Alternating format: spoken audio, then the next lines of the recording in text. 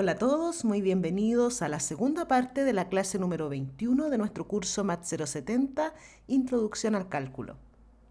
En la clase anterior ya definimos las funciones trigonométricas. En esta clase nos corresponde estudiar finalmente las funciones sinusoidales.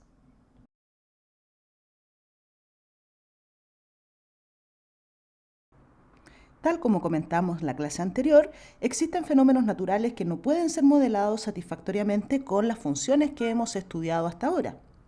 Ejemplos de estos son el movimiento ondulatorio, las ondas mecánicas, electromagnéticas, la corriente eléctrica alterna, cuerdas vibrantes, etc. Lo que caracteriza a cada uno de estos fenómenos es que se modelan mediante ondas, y las ondas se pueden modelar a través de funciones trigonométricas, en particular a través de transformaciones de las funciones seno y coseno. Observemos algunos de estos fenómenos. Aquí tenemos una llave, vamos a abrir la llave de modo que caiga una gota de agua.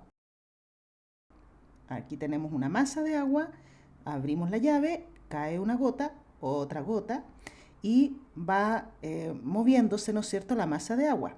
Aquí estamos midiendo el nivel de agua respecto del tiempo. Observa la forma de la gráfica. ¿Te parece conocida? Es muy similar a la forma de la función seno o coseno, ¿verdad? Lo mismo pasa con la presión. Midamos la presión respecto del tiempo. Aquí está el medidor y mira la gráfica. Nuevamente tenemos aquí ondas. Otra vez pareciera ser la gráfica de la función seno o coseno o alguna variación de ellas. Aquí tenemos un campo eléctrico versus el tiempo.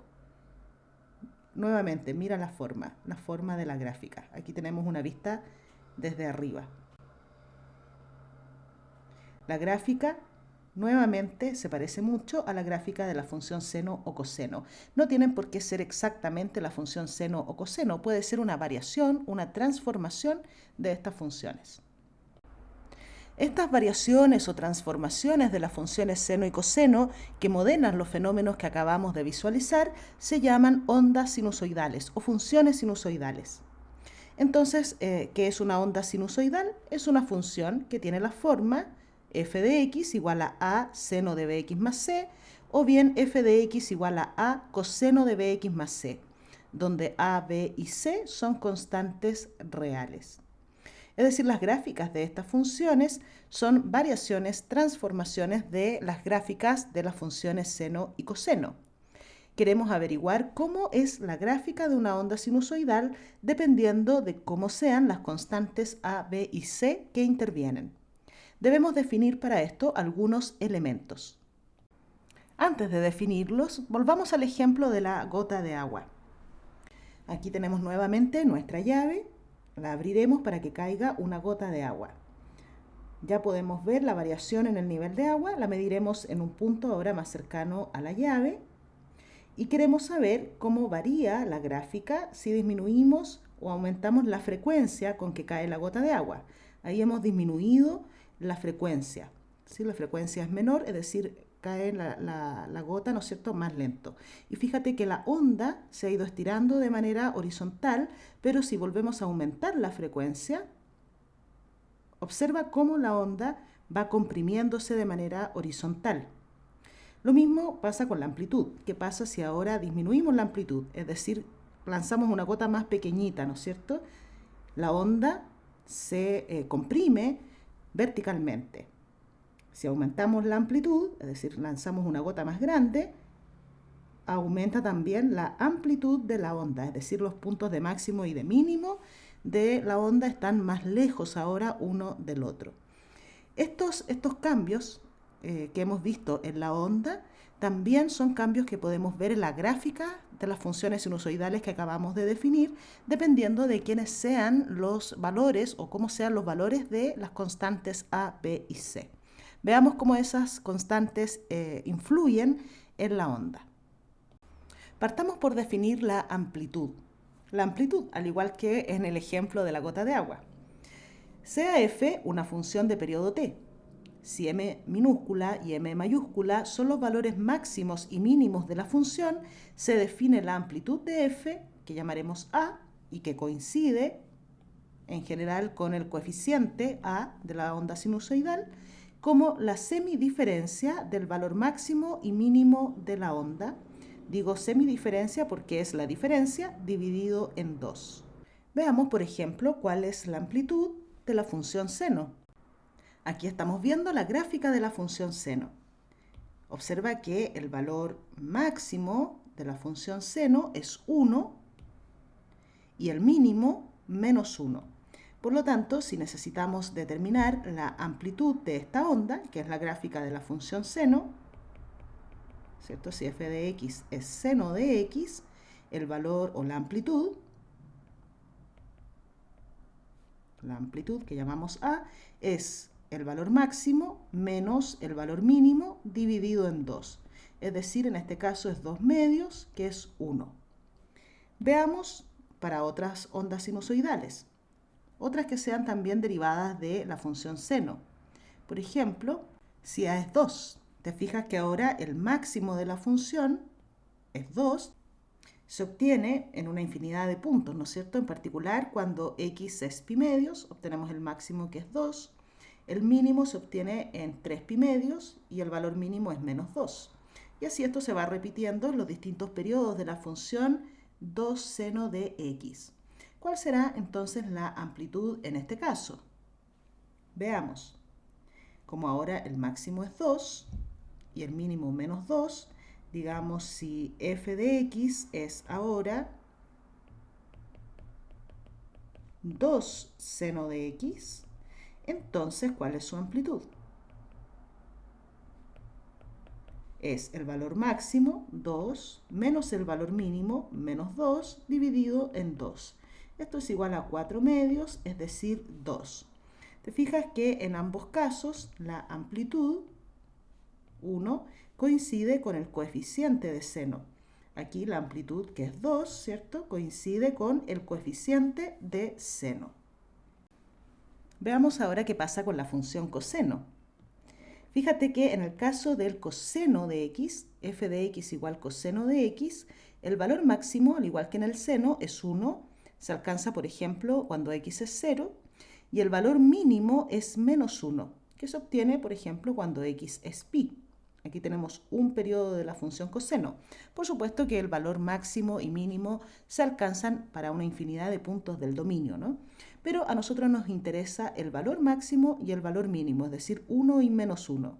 En este caso, la semidiferencia del valor máximo y mínimo también es 1, como en el caso de la función seno. Ahora, ¿qué pasa con otras funciones, otras ondas sinusoidales que se obtienen a partir de la función coseno? Veamos, por ejemplo, cuando disminuimos este coeficiente. Vamos a poner aquí en vez de 1 un coeficiente menor. Por ejemplo, 0,5. Aquí tenemos la gráfica de la función 0,5 por coseno de x, o 1 medio, ¿cierto?, por coseno de x. Observa que ahora el valor máximo es 1 medio, o 0,5, y el valor mínimo menos 0,5, o menos 1 medio. ¿Cuál es la amplitud en este caso? Bueno, si f de x es 1 medio coseno de x, entonces su amplitud está dada por el valor máximo menos el valor mínimo dividido en 2. El numerador suma 1, así es que la amplitud es 1 medio. Al igual que el coeficiente, ¿verdad?, que acompaña a coseno. Observa que en este caso, cuando hemos variado este coeficiente de 1 a 1 medio, es decir, lo hemos disminuido, la onda, ¿cierto?, se ha ido comprimiendo de manera vertical. Es decir, esta onda es más achatada que la gráfica de la función coseno. En el caso de la función seno, que vimos hace un rato, si comparamos la onda, que es gráfico de 2 seno de x, esta onda es mucho más estirada, digamos, verticalmente, que la gráfica de la función seno de x. En el caso de la función seno, el máximo está en 1 y el mínimo en menos 1. Es decir, mientras más aumentamos el coeficiente de seno de x, con constantes que sean mayores que 1, la onda se estira verticalmente, pero si disminuimos el coeficiente de seno o coseno, por ejemplo aquí 0,5, es decir, si ponemos valores que estén entre 0 y 1, la onda se comprimirá de manera vertical. De esa manera es que influye este coeficiente A en la onda sinusoidal, ya sea para la función coseno o para la función seno.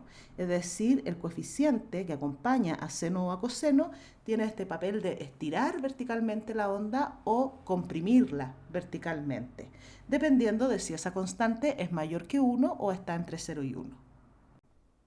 Otro elemento importante que debemos definir en nuestras ondas sinusoidales es el periodo. Veamos el teorema.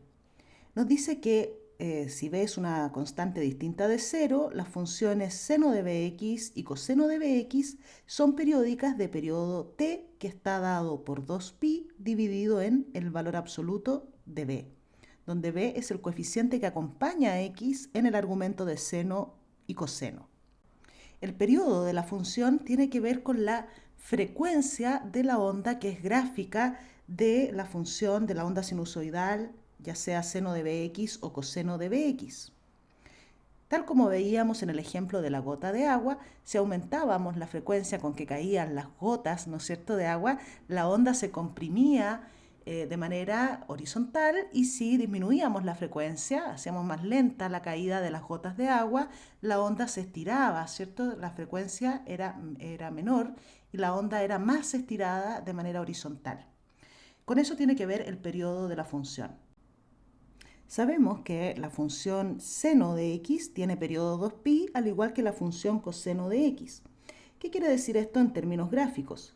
Que un periodo completo de la función coseno, por ejemplo, se obtiene cuando la variable varía entre 0 y 2pi, obteniendo esta porción de la gráfica, ¿no? Ese es un periodo o el periodo principal de la función que luego se repite indefinidamente antes y después, ¿no? En el caso de la función seno, lo mismo. La función seno también es periódica de periodo 2pi, es decir, que un periodo completo, este es el principal, se obtiene en este intervalo que también mide 2pi. Luego se va repitiendo simplemente antes y después del intervalo 0,2pi. Ahora vamos a cambiar el periodo. Por ejemplo, aquí tenemos la gráfica de la función f de x seno de 2x. Hemos cambiado el coeficiente b, que originalmente es 1, ¿verdad? Fíjate que un periodo de la función que tenemos aquí destacado, ¿cierto? Ese periodo de la función, el periodo principal, ya no se obtiene en el intervalo 0,2pi, sino que toda esa porción de la curva, que es un periodo de la función seno, se contrajo de modo que cabe ahora en un intervalo de longitud pi, en el intervalo 0pi. De modo que cuando aumentamos, ¿verdad?, el coeficiente de x dentro del argumento de la función seno, lo multiplicamos x por una constante mayor que 1, el periodo decimos que disminuye, es decir, que la frecuencia es menor y la onda se comprime horizontalmente. ¿Qué pasa si multiplicamos x, ¿cierto? Ya no por una constante mayor que 1, sino que con una constante menor que 1, entre 0 y 1. Observemos eso en la función coseno.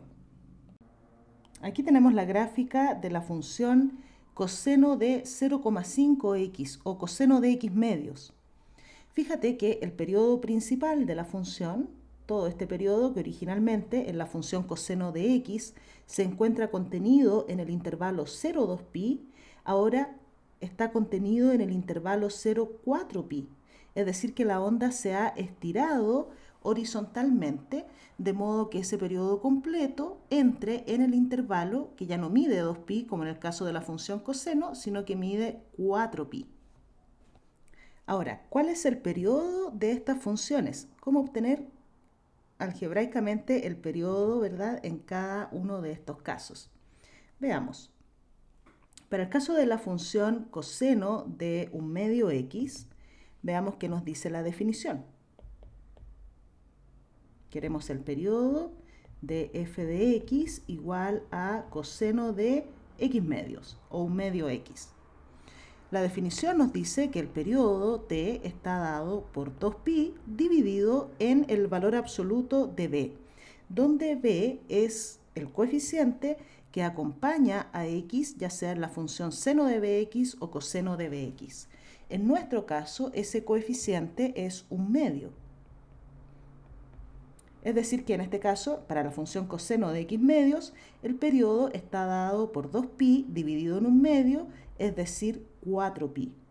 ¿Qué quiere decir esto en términos gráficos? Que un periodo completo de la función coseno entra en un intervalo de longitud 4pi. Veamos qué pasa con la función seno de bx. En particular con la función seno de 2x. Queremos ahora el periodo de f de x dada por seno de 2x. Nuevamente el periodo está dado por 2pi dividido en el coeficiente de x en el argumento de seno en este caso, que es 2. Es decir, aquí el periodo es pi. Y gráficamente, ¿qué quiere decir esto? Que un periodo completo de, en este caso, la función seno, entra en un intervalo de longitud pi. Eso hace que la onda se comprima, dado que ahora el periodo es menor que el periodo de la función seno de x, hace que la onda se comprima horizontalmente. Cuando el periodo, como en el caso anterior, es mayor que 2pi, mayor que el periodo de la función coseno de x, el efecto gráfico de eso es que la onda se estira horizontalmente, ¿no? Otro elemento que debemos destacar en una onda sinusoidal es la diferencia de fase. La diferencia de fase de la onda sinusoidal f de x seno de x menos c es el número c, o lo mismo en el caso del coseno, ¿no? Si la onda sinusoidal está dada por coseno de x menos c, la diferencia de fase también en este caso está dada por la constante c. ¿Cómo influye esta constante c en el gráfico de la onda sinusoidal? Veamos aquí un pequeño ejemplo.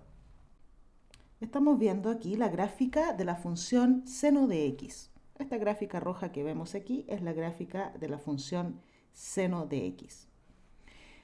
Consideremos ahora la gráfica de la función g, donde vamos a hacer variar este parámetro c. Aquí tenemos c igual 3, por ejemplo. Ahora vemos en la gráfica roja seno de x más 3 y en la gráfica azul la gráfica de la función seno. ¿A qué corresponde la gráfica de seno de x más 3? Fíjate que tiene exactamente la misma forma que la gráfica de la función seno, pero está trasladada. Es decir, cuando hacemos variar la constante c, lo que obtenemos es una traslación de la función seno, una traslación horizontal. Eso es precisamente lo que nos dice la siguiente observación. C representa un desplazamiento a la derecha con respecto a la gráfica de seno de x o de coseno de x, y este valor también se llama ángulo de fase o desfase, dependiendo de la función respecto a la cual se define. Ahora, para graficar una onda sinusoidal, debemos tener en cuenta todos los elementos que hemos definido. Es decir, si queremos hacer la gráfica de una función, por ejemplo, a seno de bx menos c o a coseno de bx menos c, debemos tener en cuenta la amplitud de la onda, su periodo y su desplazamiento de fase. El teorema nos indica cómo obtener estos elementos para trazar la gráfica. Dada una onda sinusoidal, ya sea de la forma a seno de bx menos c o de la forma a coseno de bx menos c, la amplitud de la onda está dada siempre por el valor absoluto de a. Recuerda que la amplitud corresponde a la semidiferencia entre el valor máximo y mínimo de la función. El teorema nos asegura que está dado siempre por el valor absoluto de a. También debemos tener en cuenta, decíamos, el periodo de la función. En general, si tenemos una onda sinusoidal de este tipo, el periodo está dado por 2pi dividido en valor absoluto de b. Y el ángulo de fase, cuando el argumento es bx menos c, está dado por c dividido en b. Teniendo en cuenta todos estos elementos, podemos trazar, por ejemplo, la gráfica de la función, digamos, 3 seno de, digamos, 2x menos pi. Esta es una onda sinusoidal. ¿Cómo hacemos para obtener su gráfica? Lo primero que debemos hacer es determinar todos los elementos que nos indica el teorema. Partamos por la amplitud. La amplitud de esta onda está dada por el valor absoluto del coeficiente A, que en este caso es 3, el coeficiente que acompaña a seno. Es decir, la amplitud es 3. Vamos a buscar ahora el periodo de esta función, que llamábamos t. El periodo de la función está dado siempre por 2pi dividido en el valor absoluto de b, donde b es el coeficiente de x en el argumento de la función seno. En nuestro caso, ese coeficiente es 2. Por lo tanto, tenemos que el periodo es 2pi dividido en 2, es decir, pi. Nuestra función tiene periodo pi. Y ahora vamos a buscar el ángulo de fase. ¿Quién es el ángulo de fase? El ángulo de fase está dado por c dividido en b. En nuestro caso, c es pi y b es igual a 2. Por lo tanto, el ángulo de fase en este caso es pi medios.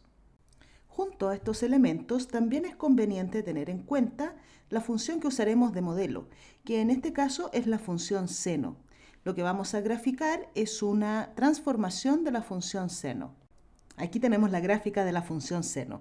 Nos concentraremos en particular en el periodo principal de la función seno, es decir, el que está contenido en el intervalo 0,2pi, puesto que es esta porción de la gráfica la que replicaremos en nuestra onda sinusoidal. El resto de la gráfica la podemos obtener usando el periodo de la función. En este periodo principal partimos graficando desde un cero de la función que está en el origen. Luego podemos identificar un máximo que se obtiene en pi medios. Luego viene un punto de cero nuevamente que se produce en pi. Luego un punto de mínimo que se produce en 3 pi medios. Y luego volvemos a cero, completamos un periodo en 2pi. Replicaremos esto mismo en nuestra función sinusoidal. Partiremos graficando en un 0, luego un punto de máximo, otro 0, un mínimo y de vuelta al 0. Veamos cómo sería esa gráfica. Partamos por considerar la amplitud de nuestra onda. La amplitud de la onda es 3. Por lo tanto, todo el gráfico de nuestra onda sinusoidal estará contenido en el eje Y entre menos 3 y 3. Vamos a marcar la recta Y igual 3 para tenerla aquí de referencia y también la recta Y igual a menos 3. Aquí las tenemos. 3 y menos 3. Ahora también debemos tener en cuenta el periodo de nuestra función. El periodo de la función es pi. Eso significa que toda esta porción de la curva debe entrar en un intervalo de longitud pi. ¿Cuál intervalo de longitud pi? Debemos partir graficando en pi medios, que es lo que nos indica el ángulo de fase. Recuerda que el ángulo de fase representa una traslación horizontal. Por lo tanto, debemos partir graficando en pi medios. Digamos que este valor es pi medios. Aquí partimos nuestra gráfica y debemos medir hacia la derecha de pi medios un intervalo de longitud pi. Entonces sumemos pi medios más pi. Eso nos da como en total, ¿cierto? 3 pi medios. En este intervalo estará contenido todo el gráfico o todo un periodo en realidad de la función seno. Ahora, debemos identificar en este intervalo pi 3 pi medios cuáles son aquellos puntos que corresponden al primer cero, el punto de máximo, el segundo cero, el mínimo y de vuelta al cero. Observemos la gráfica de la función seno, la gráfica original, ¿no? Fíjate que estos puntos dividen el intervalo de longitud pi en 4 intervalos iguales. Tenemos el intervalo 0 pi medios, el intervalo pi medios pi 3 pi medios, 3 pi medios 2 pi. Es decir, estos puntos destacados, ceros, máximos, mínimos, dividen el periodo, que mide 2pi, en 4 intervalos iguales.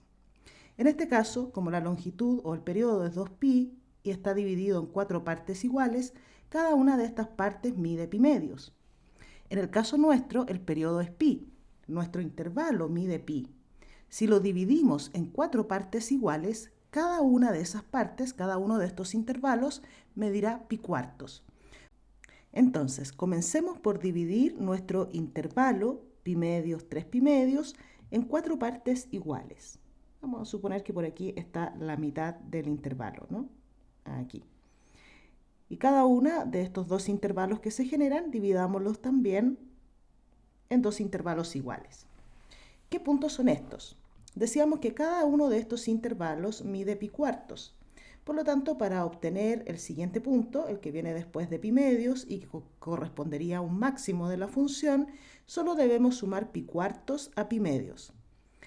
Pi medios serían 2 pi cuartos, más pi cuartos son 3 pi cuartos. Ahora, para obtener el siguiente punto, que correspondería a un cero de la función, debemos volver a sumar pi cuartos a 3 pi cuartos. 3 pi cuartos más pi cuartos son 4 pi cuartos, que hacen pi. Sumemos pi cuartos nuevamente a pi. Pi más pi cuartos son 5 pi cuartos. Y observa que si sumamos pi cuartos a 5 pi cuartos, obtenemos 6 pi cuartos, que ya hacen 3 pi medios. Aquí tenemos ya todos los puntos destacados de la función que corresponden a ceros máximos y mínimos de la función seno.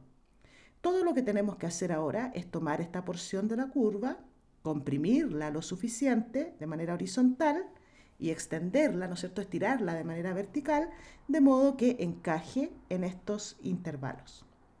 Veamos, partamos haciendo el gráfico. Debemos partir desde pi medios graficando un cero. El siguiente punto es un punto de máximo, que en nuestro caso se alcanzará en 3 pi cuartos. O sea, la gráfica se verá así en el intervalo pi medios 3 pi cuartos. El siguiente punto destacado, que en nuestro caso es pi, corresponde a un cero de la función.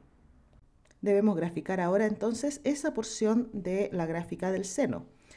Entonces la gráfica se vería más o menos así.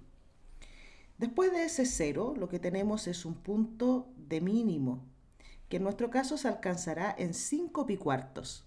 O sea que la gráfica sigue más o menos de esta forma, ¿no? En 5 pi cuartos tenemos el mínimo, que ahora es menos 3, y luego el siguiente punto es donde la curva vuelve a cruzar el eje X. En nuestro caso eso es en 3 pi medios. Aquí tenemos entonces un periodo de la función y igual a 3 seno de 2x menos pi. Para extender esta gráfica, todo lo que tenemos que hacer, para extenderla digo a todo su dominio, que es R, simplemente copiamos, ¿cierto?, esta misma porción de la gráfica, tanto a la derecha como a la izquierda, ¿no? Y así podemos extender la gráfica a todo R. Si tuviéramos que compararla con la función original, con la función seno, mira, pongamos el gráfico aquí encima para que podamos ver la diferencia. Partimos graficando, ¿cierto?, en pi medios, que es este punto. Aquí tenemos pi, luego viene 3 pi medios. Toda la gráfica de nuestra onda sinusoidal está en este intervalo, todo este periodo me refiero. Entonces se vería así, mira, partiendo en un 0 en pi medios, tiene un máximo en 3 pi cuartos, y ese máximo ya no es 1, sino que es 3. O sea, se ve así, vuelve a 0 en pi, tiene un mínimo en 5 pi cuartos, ese mínimo es menos 3, y vuelve a 0 en 3 pi medios. Y así continúa de la misma manera, ¿no es cierto?, hacia la derecha y hacia la izquierda de este periodo principal que hemos graficado. O sea, uno la puede extender aquí también. Aquí está pi cuartos, mira.